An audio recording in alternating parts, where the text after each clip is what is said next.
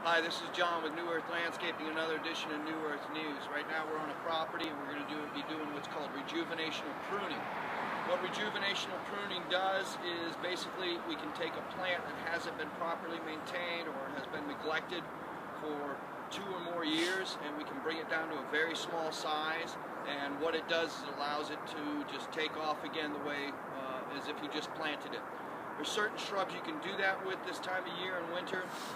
Euonymus, hollies, you can do it with hydrangeas, of course all your perennials, you can do it with grasses. What you cannot do it with is azaleas and any type of shrub that is a spring flowering shrub, such as forsythia,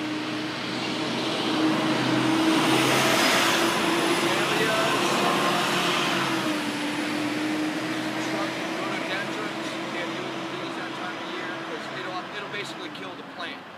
So what we're going to do is, you can see we've got some coreopsis over here. We're going to cut these all back.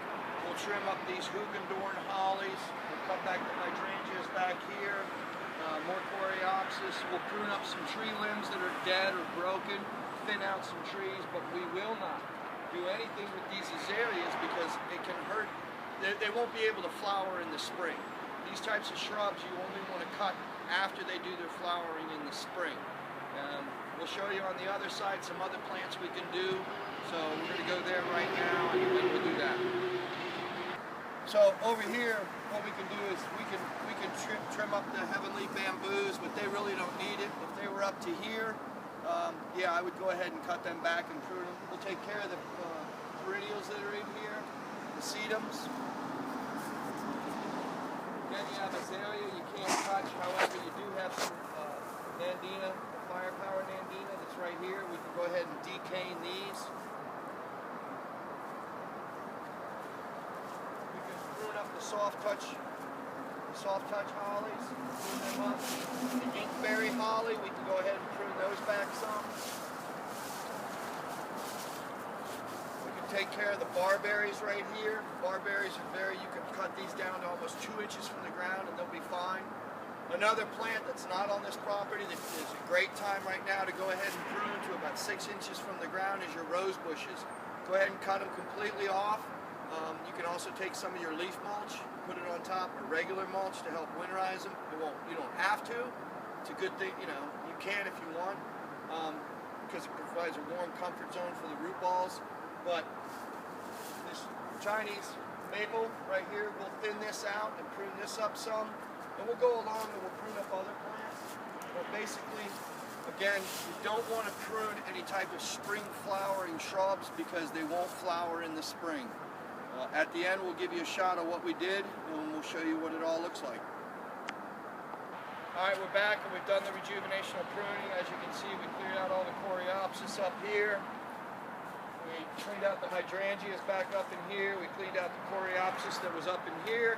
What will all happen is in the spring this will all take off like it was brand new plantings. If you come over here to the side,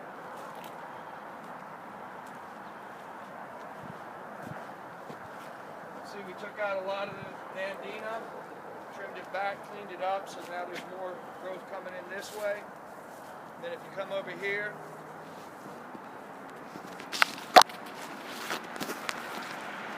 see, we did the same thing. We cleaned up the nandina. You can see how much space it opened up by cleaning it up and thinning it out.